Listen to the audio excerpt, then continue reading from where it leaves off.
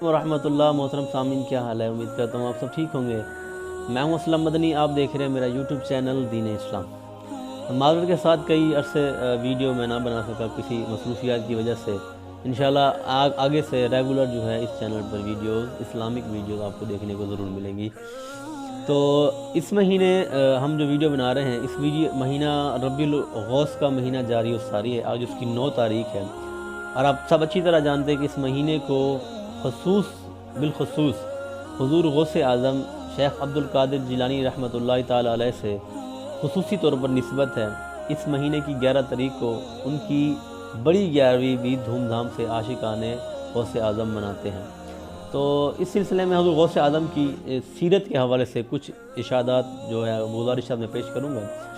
حضور غوث اعظم رضی اللہ عنہ آپ یکم رمضان المبارک بروز پیر کو صبح صادق کے وقت پیدا ہوئے، اور پیدا ہوتے ہی رمضان المبارک کا روزہ رکھ لیا، ماں کا دودھ نوش نہ فرمایا، اور جب مغرب کی اذان ہوئی، جب سحری کا وقت، جب افطاری کا وقت ہوا، تب جا کے آپ نے والدہ کا دودھ نوش فرمایا۔ یعنی آپ اتنی با کمال شخصیات ہیں، با کرامات شخصیات ہیں، بچپن ہی سے آپ کی کرامات کا جو ہے وہ نزول شروع ہو گیا۔ ایک کرامت آپ نے بھی سن لی، بچپن میں ہی والدہ کا، اگر رمضان مبارک کی 1 تاریخ کو پیدا ہوئے تو ماں کا دودھ نوش نہ فرمایا، جب سحری کا افطاری کا وقت ہوا تب جا کر والدہ کا دودھ نوش فرماتے ہیں۔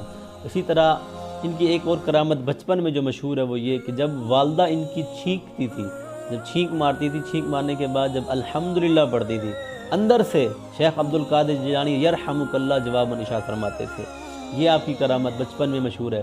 اسی طرح جس مہینے آپ پیدا ہوئے، جس سال آپ پیدا ہوئے، اس دن یکم رمضان مبارک کو جیلان میں 1100 بچے پیدا ہوئے، اور 1100 بچے سارے کے سارے لڑکے تھے، اور سارے کے سارے ولی بنے۔ کیوں؟ انہی کی کرامت کی وجہ سے اللہ تبارک و تعالیٰ نے جن کو اس دن بیٹے عطا کیے سب کو ولی بنایا، اور سب کو بچے جن کے گھر پیدا ہوئے سب کو لڑکے عطا کیے۔ اور ان کی بچپن کی ایک اور ولایت بھی مشہور ہے، وہ یہ کہ جب آپ کبھی کھیلنے کے لیے جاتے ہیں بچوں کے ساتھ تو غیب سے آواز آتی ہے، اے عبد القادر جیلانی، ہم نے آپ کو کھیلنے کے لیے نہیں پیدا کیا۔ آپ پھر فوراً یہ آواز سن کے اپنے گھر دوڑ چلے جاتے۔ تو یہ چاند کرامات آپ کی بچپن میں مشہور ہیں۔ اس سے بڑی ایک کوئی کرامت جو سب سے بڑی مشہور ہے وہ یہ ہے کہ جب آپ کو بسم اللہ کی رسم کے لیے ایک بزرگ کے پاس لایا گیا تو آپ نے وہاں پر اعوذ باللہ اور بسم اللہ الرحمن الرحیم پڑھ کر سورہ فاتحہ سے لے کر الف لام میم جب شروع کیا تو 18 سپارے اسی وقت سنا دیے۔ اس بزرگ نے فرمایا کہ آگے پڑھو، آگے کیوں نہیں پڑھتے؟ آپ نے فرمایا کہ میں اتنا ہی سنا سکتا ہوں، مجھے اتنا ہی یاد ہے، کیونکہ میری امی کو اتنے ہی 18 سپارے ہی آتے تھے۔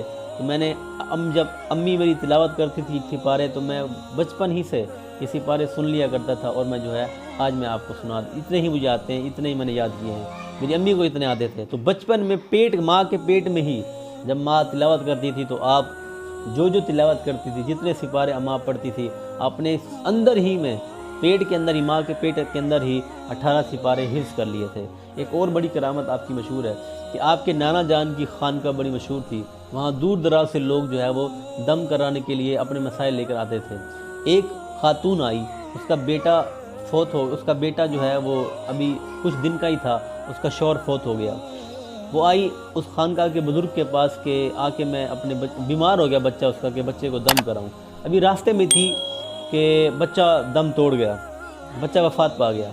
اب وہ بڑی امید لے کر اس خانقاہ کے بزرگ کے پاس آئی کہ میں جا کر، وہ بڑے مشہور ہیں، ان کو بڑی باکرامات شخصیت ہیں، ان کی کرامات بڑی مشہور ہیں، ان کے بعد جا کر میں اپنے مسئلے کا حل کراتی ہوں۔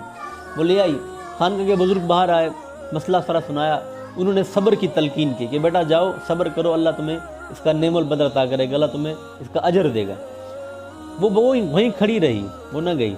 اتنے میں حضور غوث اعظم عبد القادر جیلانی بچپن میں ہی، یعنی یوں سمجھ لیں کہ 5 سے 7 سال کی عمر ہوگی، اتنی عمر میں آپ تشریف لائے۔ آپ نے کہا کہ کیا مسئلہ ہے، کیوں رو رہی ہو؟ اس خاتون نے سارا مسئلہ سنا دیا کہ میں بیوہ عورت ہوں، میرا شوہر فوت ہو گیا ہے، ایک ہی میرا بیٹا ہے، اور یہی میری آنکھوں کا ٹھنڈک ہے، میری آنکھوں کا تارا تھا، اس نے میرا سہارا بننا تھا، میں نے اس کے لیے بہت خواب دیکھ رکھے تھے، لیکن آج اس کو جو ہے تھوڑا بیمار ہوا، میں راستے میں لا رہی تھی، راستے میں ہی دم توڑ گیا۔ میں بڑی امید کے ساتھ آئی ہوں کہ میں جا کر اس خانقاہ کے بزرگ سے جب دم وغیرہ کراؤں گی تو تب بھی بہت کچھ ہو سکتا ہے۔ آپ نے فرمایا کہ دیکھو اماں اب تمہارا بچہ تو حرکت کر رہا ہے۔ جب اس عورت نے بے تابی کے ساتھ اپنے منع کی، اپنے بیٹے کی لاش سے جب کپڑا ہٹایا تو واقعی وہ بچہ حرکت کر رہا تھا۔ جب وہ خانقاہ کے بزرگ باہر آئے تو انہوں نے کہا کہ اے عبد القادر جیلانی، وہ سارا ماجرا سمجھ گئے کہ عبد القادر جیلانی کی ہی آواز سے بچہ جو ہے دوبارہ زندہ ہو گیا۔ وہ خانقاہ کے بزرگ اس کے بچے کے پیچھے، حضور غوث اعظم کے پیچھے بھاگ پڑے کہ تم نے ابھی سے خداوند کی تقدیر سے پردے اٹھانا تو نے شروع کر دیے ہیں۔ تو اللہ تبارک و تعالیٰ جو بزرگ تھے وہ خانقاہ کے بزرگ، وہ حضور غوث اعظم کے پیچھے بھاگنا شروع ہوئے۔ بھاگتے بھاگتے حضور غوث اعظم ایک قبرستان میں پہنچ گئے۔